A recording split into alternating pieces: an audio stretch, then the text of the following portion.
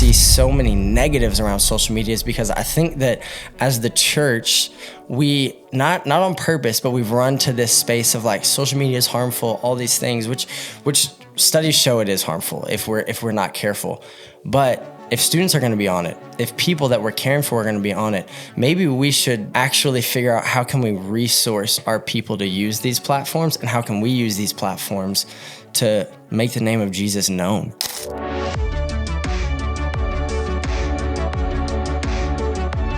Well, hey, welcome to the Sunday Social Podcast. I am Derek, your host, and man, we have an awesome episode today because we are talking all about youth ministry. We're talking all about students and the next generation. And I got to bring along my friend, Caleb Jones. He is the student pastor at Community Bible Church in San Antonio, Texas, also known as CBC. But, you know, the cool thing about what they're doing is they're reaching over 1,000 students on a weekly basis. It's incredible. But through the conversation and what you'll learn today is that they're utilizing social media in a way that I think a lot of student pastors will learn from. So engage today, take notes, and check out this episode we have with Caleb Jones. Well, man, thanks so much for hopping on this podcast, Sunday Social. I wanted to get you on because, you know, you have a world of knowledge when it comes to students specifically. And as we know, it's not just about Sunday. It's about the midweek when it comes to reaching the younger generation, the next generation. And I know that the approach can be different, right? We're not going to do the same things on Sunday we would do during the week because students are thinking differently. They're consuming differently. And so I wanted to get you on to kind of talk that out. But before we get into the social media side of stuff, for those that don't know, kind of let us know who you are and what got you to this point. How did you get here? How did you become the student pastor of CBC? Yeah, man, super honored to be here. I love what y'all are doing with Sunday Social. Man, I think that one of the beautiful things about this conversation is it just reveals the heart of Sunday Social to help people, to meet people where they're at. And I think a lot of people are better because of y'all, because of what you're doing. So I'm grateful to be a part of this, just hoping it's helping somebody today. And so for me, as the lead student pastor at CBC, I've been at CBC in San Antonio for 3 years. God's doing some amazing things in the church world right now. I think it's a blessing to be on church staff right now. Man, there is a lot of shade thrown towards like how many hours it takes to be on church staff, the effort it takes to put in it. But I think that I see a shift in people realizing the blessing that it is. Not to say that it's not a grind, not to say it's not hard, not to say we shouldn't be intentional to protect our time, protect our families, protect our souls, because we should. But man, I'm grateful to be a part of the church, grateful for what God's doing in the church. And for me, been there 3 years, but then been in ministry for 8 years. So before I was at CBC, I was working for an organization called Strength to Stand. Shout out to my STS family in Birmingham, and we put on events all over the country, mainly in the Southeast, and I got to help a lot with the creative direction there, help with just helping student pastors engage their communities, engage with students, and then help students and student pastors walk through life-change moments that happen at conferences and camps and retreats and things like that. And so I'm grateful for everything that God's done in and through my life to bring me to this point, and just expectant that the best days are ahead. Come on, bro. Dang. So you've been in it. You've been doing it. You've been grinding, getting after it. And so ministry is something that is your life. Like, you've done it for such a long time. Over the years, like, now that you've stepped into student ministry and you've been a part of it for that long, what are some things that you kind of do to stay connected with students? Because like I said, sometimes you have to take a different approach, right? You can't you're not going to reach an adult the way you would reach a student. What are some ways you found that you guys are kind of going after to reach students? I think one is, man, if you're going to be a student pastor, if you're going to be in ministry in the long run, even if it's not student ministry, maybe you're in the creative side of the church, maybe you're leading a church, maybe you're leading a student pastor. If you're going to be excellent and you're going to be effective doing ministry today, I think that you just have to be a culture vulture. Like that phrase gets thrown around a lot and you like roll your eyes at it. But I think it's the reality of where we're at as leaders is like, you need to know what's going on. I think one of the beautiful things about being a student pastor right now is students now more than ever. The Gen Z and Gen Alpha is known as what's called a publisher generation, meaning they want to take in what is happening in the world and they want to speak about it. They want to have a voice for change. They want to actually see action take place. And what's beautiful, what I think the church can help Gen Z with is they want to be a voice for good. They want to be a voice for change. They want to see the world get better. And man, I think we have the answer in Jesus. And if we're actually leading a generation that wants to be a part of change, what better way for us to equip them than help them know what it looks like to follow Jesus, know why there's no greater blessing than following Jesus, but then understand, man, I got all these platforms and resources, whether it's social media, Instagram, TikTok, Twitch, YouTube, whatever it is. Like if we know those spaces, then we can help Gen Z, Gen Alpha navigate those spaces. Because the reality is, if the church won't help our students navigate those spaces, then the world will teach them how to navigate those spaces. And that's why we see so much mental health crisis. That's why we see so many negatives around social media, is because I think that as the church, we not on purpose, but we've run to this space of like social media is harmful, all these things, which studies show it is harmful if we're not careful. But if students are going to be on it, if people that we're caring for are going to be on it, maybe we should actually figure out how can we resource our people to use these platforms, and how can we use these platforms to make the name of Jesus known. Right. Yeah. At the end of the day, like it's where the attention's at, right? 50 years ago, it was TV, right? Like radio. And so I think it would be a disservice to not, be innovative enough to go where the eyeballs are, right? Because then that's how you kind of get left behind. But then also too, as the church, we're not trying our best to reach the people that God's called us to reach. You know, it's like the method is different, but the mission stays the same, and we're able to just go in there and try new things. And that's why I love youth ministry and student ministry, because I feel like it's like a training ground. It's experimental to try new things, to like be the next generation, to say like, man, we can reach people this way or that way. Cause like you said, Instagram, Twitch, all these things, right? Students weren't on those platforms 20 years ago, but now they are now. How do you for you practically, how are you and the team staying on top of like where the eyeballs are? Are you guys incorporating students within that to like know like, hey, this is the next platform we should try to be on, or this is the next thing we should be on? Yeah, no, that's a great question. That's something that our team is constantly having conversations around. Practically, there was a statistic that I shared with our team not that long ago that has really shaped how we look at social media and interaction on social media. You're probably familiar with it.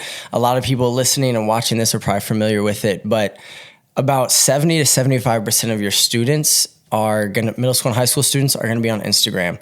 What blew my mind was that only about 60 to 65% of them are on TikTok. I thought when I saw that study it was going to be reversed. More students are on Instagram. Now the students who are on TikTok, that's where they're mainly living, but you got more students on Instagram. Obviously the least amount of students are going to be on Facebook, but this is what really changed the way we look at social media for CBC students. And man, we got a long way to go, but 95% of your students, middle school and high school students, are on YouTube every single day. Crazy. 95%. That is wild. So we want to spend so much time on TikTok and Instagram, and it's sexy. Like you feel like you can build a following really quickly on those platforms. You can kind of figure out like the algorithm and all these things and make your platform bigger and bigger over time. But the reality is 95% of your students are on YouTube. And for us, it was like a gut check, because that was probably the social media platform we were kind of thrown to the side a little bit. And then we saw that study and we're like, what if we want to be the most effective, let's go where they are. That's good. And so I think that there's been a little bit of like, in my mind, I'll just be vulnerable so that as people are watching, they're navigating some of these things. In your mind, you're like, well, on Instagram though, like more people might know what we're doing. Like more of our people around the world. Yeah. They'll be like, man, look at what CBC students is doing. Look at what they're doing. And the reality is like, if I'm called to care for the people that I'm called to care for, then let's go where they're at. And then if we build up a following of people who want to tune into what we're doing, man, praise God. Like, let's reach as many people as possible, but let's go where our students are at and let's start there and then see what God wants to do after that. Dude. Yeah, I've seen like statistics on like they interview, Gen Z and they're asked like, what do you want to do when you grow up? And they always say like a YouTuber, which is crazy, right? It's crazy. I didn't know 95% though. Yeah, that is bro. wild, but it makes sense because like I'm on YouTube all the time. I can imagine that generation, like that's where they're getting their information. That's what they're getting influenced by. And I think, yeah, if you're a student pastor or in student ministry, if the resources are there, it's like, why not go down that hole to say like, let's put some effort behind it. Even if it's a video once a week or every other week, or, are you guys experimenting with that now? Yeah. So we're experimenting with it now. We're starting to upload our sermons to YouTube. Okay, that's I cool. feel like we're a little behind the ball on YouTube, Yeah. but we're trying to amp it up. And one of the ways that we're trying to do that, to kind of just piggyback off the last question you asked me, was we're trying to get more students involved. That's awesome. Like, we're trying to create, going into 2025, a leadership team for our students that is social media. So you could be in 6th grade and be on our social media student leadership team. You're in 11th grade and you could be a videographer for CBC students. We have videographers who come to our student ministry, and people listening to this have photographers and videographers. Man, we had a photographer who was shooting for the professional soccer team here in our student ministry. And he was like, hey, they're paying me, but like, this is my church. I'd love to just help. And I think that exists in a lot of spaces. We just got to start tapping into it. Dude, I love that. I think what's cool is like, me personally, right? I'm a byproduct of the local church. Like someone put a camera in my hand and say, hey, go film this or go shoot this or go design this. And so I think it's just having somebody. We all can think of those stories of somebody who just took a chance on us. Like, you know what I mean? Yeah. It's like, man, here's this thing. Go figure it out. And I think it just comes down to like just taking a chance on students, and understanding that, man, they have fresh ideas. They have new revelation. Like if you want to go a little old school on it, but they have the things that are needed to reach the next generation, because we were once there. We were once that age too. And I think it's important to know that. And I've always told people, like, it would be cool to see churches adopt, like maybe having a class or something. Like if students are on social media, why not equip them the best way? Why not teach them how to use social media effectively? Like, hey, come to this class and learn how to be an influencer. Like, you know what I mean? Because at the end of the day, it's a tool to reach people. It's evangelism. Like, you're reaching 100%. students, and a student's more inclined to listen to another student versus like somebody that's 10 years older than them, right? Yep, for it's sure. their peers. Like, For sure. I want to go to the place that my friend's going to, or I want to listen to the thing my friend's listening to. And why not equip the students that are hungry, that know and understand the weight of ministry and know what it is to reach people, to be like, hey, I'm going to equip you. I'm going to put this camera in your hand. Like, go try to create something. You know what I mean? Yeah. And when you put students in positions of leadership, one of the things I think it helps us with as church leaders is it allows us to take some of the pressure off of ourselves for everything to look perfect. Because you, as a pastor, understand this idea of helping someone get where they're trying to go. As a shepherd, trying to get them further down the road in their relationship with Jesus, to develop those gifts. And so sometimes when you put students in positions of leadership, it allows you to take some of that perfection mindset off of yourself and say, you know what, no, we're just going to put this content out. We're going to help students do it. And what I've found is you actually are probably, when you try to be less perfect and you just put things out, you're probably going to boost your engagement anyway. You're probably going to be amazed at how, man, we just started putting out more content. It looked not as polished, but so many more people are interested. I don't know. You know that way better than I do. Oh, but 100%. It's true. No, dude. Yeah. I'm like, the videos that I put zero effort into, I'm like, well, how did this pop off? And I'm spending like hours on another video, and that gets like, half the engagement. I'm like, bro. But no, it's so true. And I think, that's the beauty of social media today. It's like that. It's an even playing field, right? Like if you just have a phone, like that's all that's necessary. A cool idea and a phone, and you can do it. There's apps, like you can literally do everything on your phone now. Whereas before, there was this and that, whatever. It's like all I need is my phone. And I think that's the beauty of social media.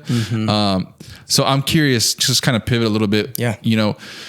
What are some of the approaches you guys are taking when it comes to like coming up with content, whether it be like for your sermon series, in service stuff, or social media content? How are you guys cultivating ideas that would be able to like reach somebody? Because your target audience is students. So how do you go about that? Yeah, I think first we start with having conversations with students. That's where we start. We have a student leadership team at CBC. And so we start with talking with them, getting ideas from them, because if they're excited about it, then there's 10, 15, 100 other students that are probably in our ministry or adjacent to our ministry that would be excited about it. So we start with students, and then we try not to be afraid to fail. So we're like, hey, let's try this. If it works, great. If it doesn't, people have a short attention span. Like, that's the reality, is like, that's a beautiful thing about social media. You can archive posts. Like you can be like, hey, this didn't work. Let's take it down.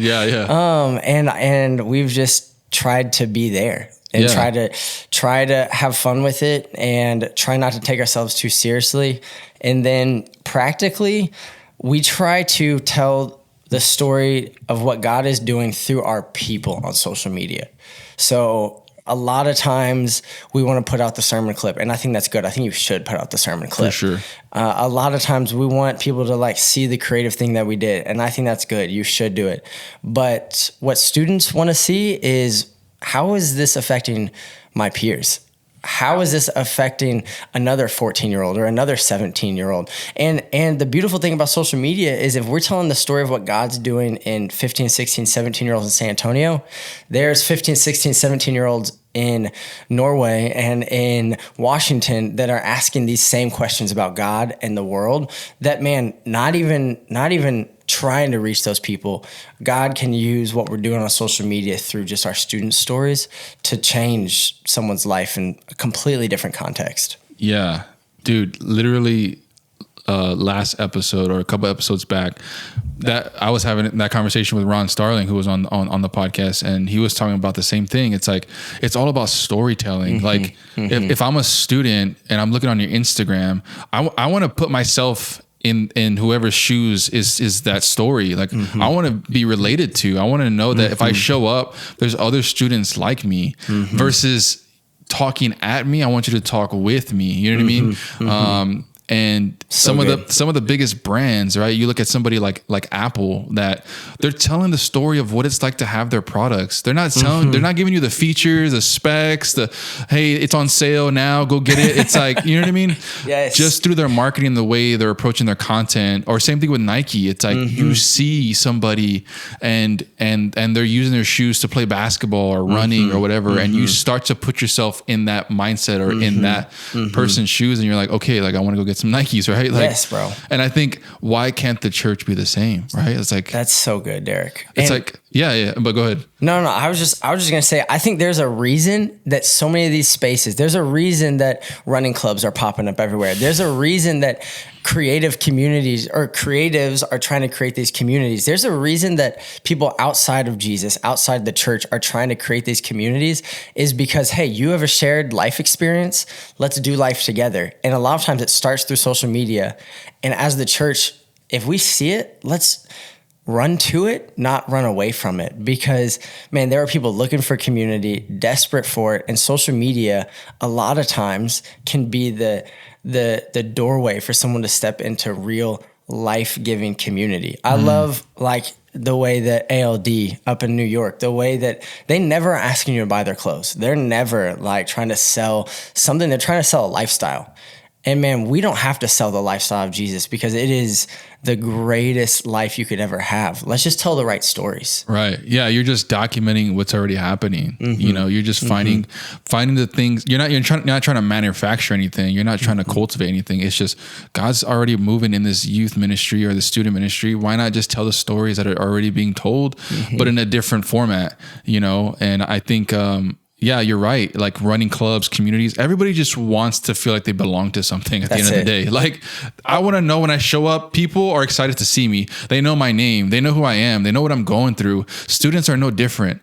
And I think if we take that approach to know like, oh man, this person plays this, whatever video game on Twitch and he's streaming. Oh, and he loves Jesus. Dude, I want to like John Rush. Bro. John Rush does an amazing job at tapping into that market.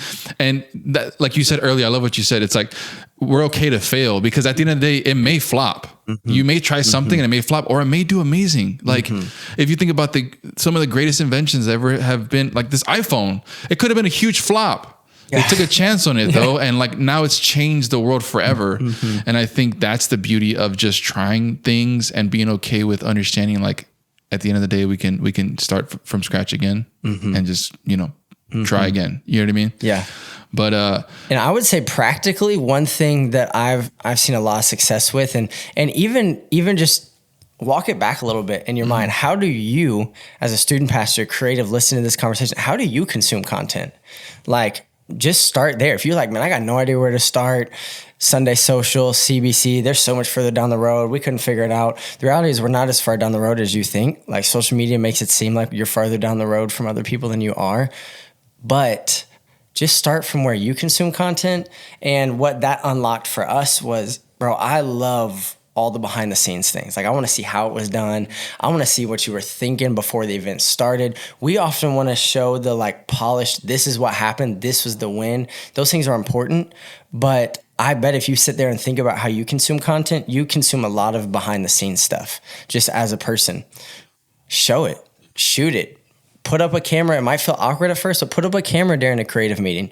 Put up a camera during a planning meeting if you do midweek services and you're a youth ministry. Just try it and see. I think you'd be amazed at how much students engage with you putting up some behind the scenes footage. Dude, yes. And then that's funny because I was going to ask you this question. It probably kind of ties in. But like for you, what do you, because you live and breathe this, world of student ministry, just from your observation, what are some things you wish more churches would embrace, like more student ministries would embrace? Are there things that you're like, man, I wish student ministries would just take a risk on this or try this? Mm-hmm. Yeah, I would say probably starting with the behind the scenes stuff, like putting that camera up during a planning meeting, like, and maybe that means you got to clean up your office, like, I don't know. Maybe it means you got to clean your car before you shoot some content, but it's probably good anyway.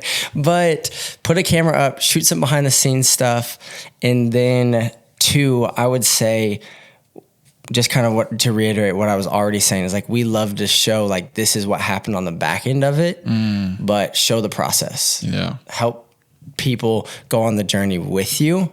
And then if you do that, when you put out and this is what happened video, I think you get so much more traction on it because people are already bought in.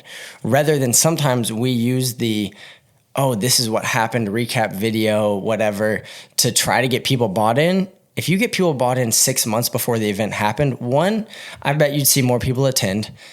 2, the Spirit changes people's lives. But if you start telling the story earlier, it creates a longer runway for people to get engaged with what you're doing and the Spirit of God to move. Not that we build and God does the work, but the longer you tell the story, the better you tell the story. I think the more people that get to hear the story, the more opportunity there is for life change. Yeah. And then 3, on the back end, you'll get to put out that recap video and someone that maybe didn't go to the event was like, actually, you told the story so well on social media that even though I was states away, this event impacted me. Yeah. Yeah. I think students, especially Gen Z, Gen A, they can sniff out when something's not authentic. They know. It's like they're not dumb. Yes. They can feel when something's overly polished or overly edited or, they can tell when someone speaks if it's not their real voice, it's not who they really are. And I think that's what they're really looking for. It's just, man, who is somebody that's genuine? That I can just show up and they're the same person online that they are in person. I agree. I think sermon clips are great. They're amazing. But if that's all you're posting, it's like you kind of have to reevaluate, why am I posting them? Do I really feel like students are getting reached with this or not? Right. You know, because I would love to see more student pastors. Yeah. Like you said, showing their day to day. How are you getting engaged with the word? What is your daily routines looking like? How are you, if you're a dad, how are you being a great father to your kids? How are you being an amazing husband to your wife? Like, because now you're being the model for a student. You're not telling students what to do. You're living it. And through you living it, now they have something to look forward to. And now they have a bar that they're like, okay, I want to reach that bar, you know, and they are inspired by you. They want to show up because they want to learn from you. And I think a lot of times we can get in this space, and this is just social media in general. We, as churches, post content to reach other churches, and we're not really reaching our own people, right? Like, you know, I remember when I was on staff at a church, we had a clip go viral and we were so excited, but then I really thought, I'm like, man, but nothing's really going to happen. Like, there's not going to be like this drove of people show up. It's just a bunch of churches following us, like, you know, getting inspired about what we're doing. And that's not bad, but I'm just saying, like, if your goal is to reach people, we have to really evaluate, like, is what I'm doing that? And if not, how can we pivot to change that up? But and I think when you feel like you're at the place where you're like, man, I know I'm about to post this and it probably would do well, but the reason I'm posting it is for people to see what I'm doing. Man, I would just say trust the Lord enough not to put it out. Like, some stories, they're organic and they don't need to be told on social media, because you understand the intimacy of the moment, or whatever there might be. We had a clip go incredibly viral at CBC not that long ago with a homeless man yelling out to Pastor Ed during the middle of the service, and our social media team decided, hey, we're not going to put that clip out. And so it went viral because someone else from our church put it out. But we were like, man, we don't want to tell this story at the expense of somebody. And it wasn't. The story ended up being beautiful. But just using that as a moment of being like, our creative team was like, hey, let's care for everyone involved. We're not going to put it out. But then God knew there was a story to tell. And so someone else put it out. And it ended up, I think, being a lot healthier, because we weren't trying to fabricate a moment. Someone else captured this moment and put it out. And so I don't know what that looks like. It's different for everybody, but I think it's important to process. Yeah. Yeah, no, I remember when that clip went viral, but yeah, when I found it, I'm like, oh, this is not even on CBC's page. Like, it was just some other person's page. But I think that's the beauty of it. It's like, that's how you know it's like, that's God orchestrated, because God wanted it to go viral. You know what I mean? Like, he wanted it to get out. We weren't striving to do that, but that's beautiful. So just kind of wrap up, where do you feel like, you know, if you're kind of looking longevity wise, next 5-10 years, where do you feel like student ministry is headed? Like, you know, are those things you guys are thinking about and processing? Like, you know, are you thinking about what's the next platform, or what's the next approach we're going to take to reach students in the future? Yeah, I love that you brought up John Rush, because I think that he is, man, just an incredible example to follow in this current space of where things are going, because I think that there's going to be a lot more student ministries who are going to need to start engaging with students on Twitch, through video games, through esports. Like, that is a market that's going to only continue to grow. So I would say tap into that however you can. Don't be afraid to fail. You already have students who are killing it on Fortnite or all these things, who are just loving it. You might even have people in your student ministry. Like, we had a dude who was on scholarship to do esports that we didn't even know about. And then we found out, and it's like, hey, tap into those people, let them be a part of what you're doing, hold things with an open hand. And I would say the video games, esports space is an important space to get into. But then two, I think it's just starting somewhere. Like, it's just telling those stories in an organic way, whatever platform. Like, pick one.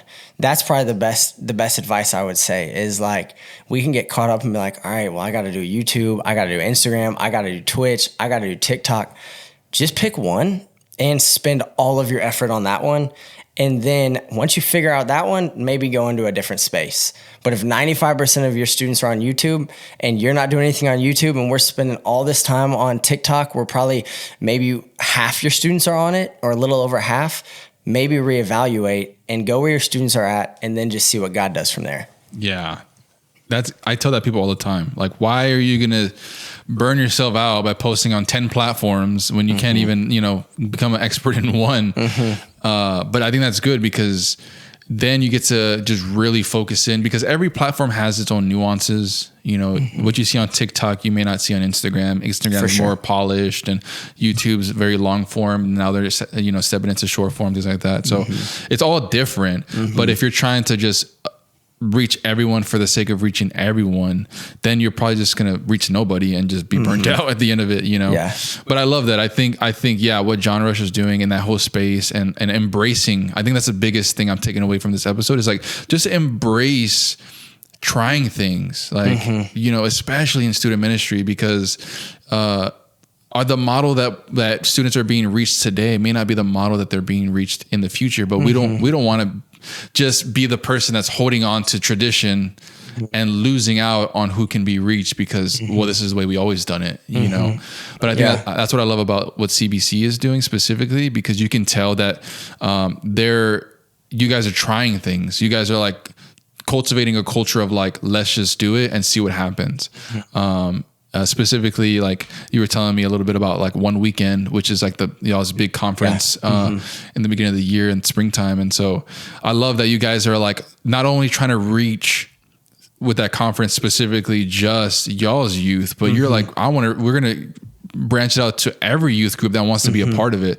Kind of tell us a little bit about like, what is that? What are you guys doing with that? Yes, we got our One Weekend conference, and that's exactly what you were saying. Man, we really believe that God's doing a special work in Generation Alpha and Gen Z. And we just want to be a space where we say, hey, no matter what church you're part of, no matter what background you might have denominationally, this is a space where you can come together, worship Jesus, hopefully see a picture of what he's doing, not just in your church, but in the church around the world. Because then I think if we get that picture at a conference like One Weekend of, oh, God's doing this in this church, he's doing this over here, it allows you to go back to your church, to your school, to your family, to your sports team, and be more confident in the life that you're living for Jesus. Be bolder in your faith, be more confident in your ability to go tell somebody about Jesus. So I would say, man, come be a part of One Weekend. Like, doesn't matter where you're from. If you're in Texas, if you're anywhere, like, make plans, come hang out with us. Man, it's February 28th, March 1st, 2025. And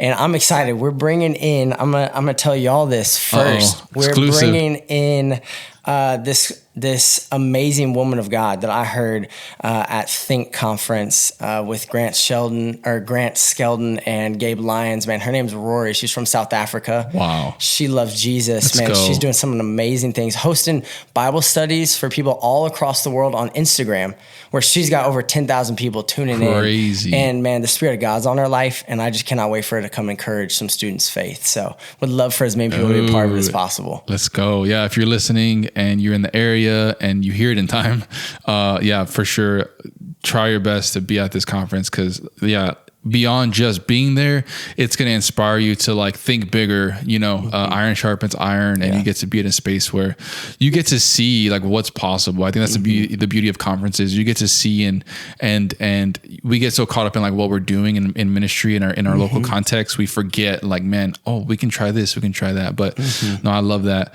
Well, bro, thanks for being on. Yeah. Where can they reach you? I mean, if any student pastor or anybody listening wants more info or kind of has more questions for you. Yeah, you can reach me. Instagram is the best spot, at Caleb Jones 103. And man, I would just say this. Sometimes you hear people who talk on these things and you're like, man, they're doing things I couldn't. What I love that I'm seeing in ministry is a destigmatization of being unreachable. For so long, I think we felt like pastors were unreachable. For so long, we felt like, man, I can't communicate with that person. I can't have a relationship with that person. But social media is making it possible to reach people, to connect with people. So, man, wherever you're at, if you're feeling like you're on an island creatively, you're on an island in student ministry, DM me, hit me up. I'm here for you, here for the community. And even if you're just in a place where you're like, man, I'm tired, I feel like I'm going to give up, bro, Sunday Social's for you, CBC's for you, I'm for you, reach out.